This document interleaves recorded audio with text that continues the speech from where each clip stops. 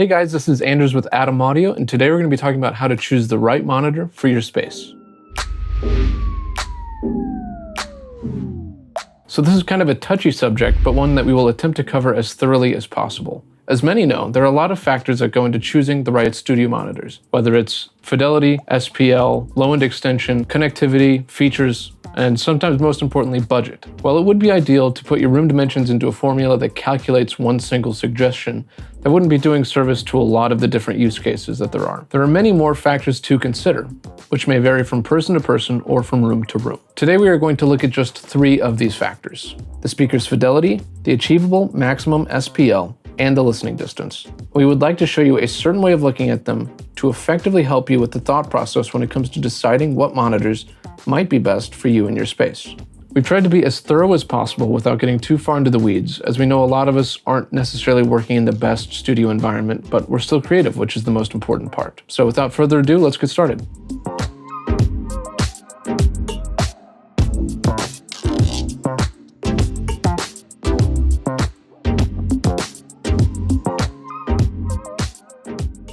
So to start, let's put the 3 factors at the corner points of each triangle. Now let's look at 2 extreme examples to see how this graph works. The S5H main monitor, the flagship speaker from our S series, and the T5V near-field monitor from our more popular and more affordable T series.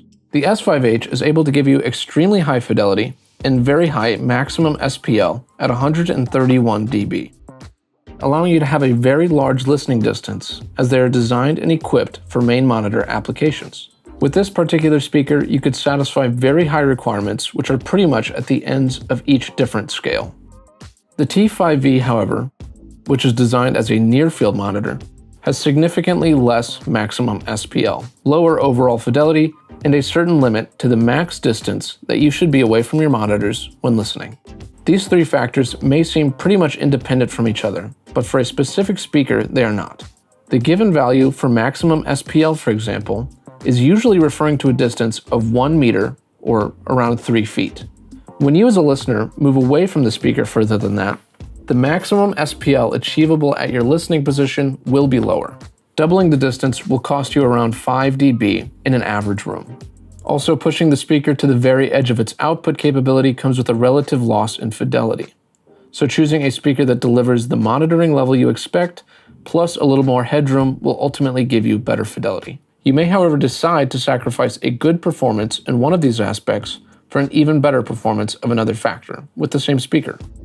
Your specific use case and requirements can be drawn out in the same kind of graph. So you have to ask yourself, what level of fidelity or audio quality do I need? At what levels do I like to monitor, and how much more headroom do I need? What is the size of the stereo triangle that I can fit in my room given the correct setup? And the many monitoring solutions in our T, AX, and S series are meant to serve applications in between the 2 extreme examples we have just shown. As you can see on the fidelity axis of our graph, we have all 3 series of monitors. The S series reaching up the furthest in terms of fidelity, followed by the AX and the T series. Neither the T5V, T7V, or T8V can surpass this fidelity threshold in any setup. However, the larger you go, let's say from the T5V to the T8V, you can achieve a higher maximum SPL, which comes with the option to monitor with your speakers further away without having to compromise too much on monitoring level. Let's go through a couple more examples. The A77X will deliver high fidelity and allow for a relatively large listening distance with high max SPL at 122 dB. While its smaller brother, the A7X, will have the same fidelity, but lower maximum SPL, and therefore it lends itself for a shorter listening distance. Let's take another look at the A7X, which maybe fits most of the requirements in your use case, but you want to get a little bit more monitoring level out of your speakers, which, as we said earlier, have a fixed max SPL. In this case, you may decide to settle for a little shorter listening distance to gain a higher maximum monitoring level in your room. Another way to increase the fidelity or the max SPL in this case might be to add a subwoofer like the Sub 10. The ultimate goal is to find the best match in all 3 of these factors. You may find for a certain budget, you may have to trade off one for another. And as a general rule of thumb, the higher your budget, the less compromises you have to make. Again, this is far from a hard and fast rule, but we do think it's a good starting place to kind of start thinking about what monitors might be best for your space. Obviously, there are more factors that we listed earlier, like budget and features, but for this video, we wanted to focus just on the sonic capabilities of the monitors. Again, you can find out more about the different features between the series in a video down below. As always, if you have questions about your specific room, you can reach out to us at Atom Audio directly or leave your questions down in the comments below. If you guys found this video informative, please give it a like and subscribe for more content like this, and we'll see you guys next time.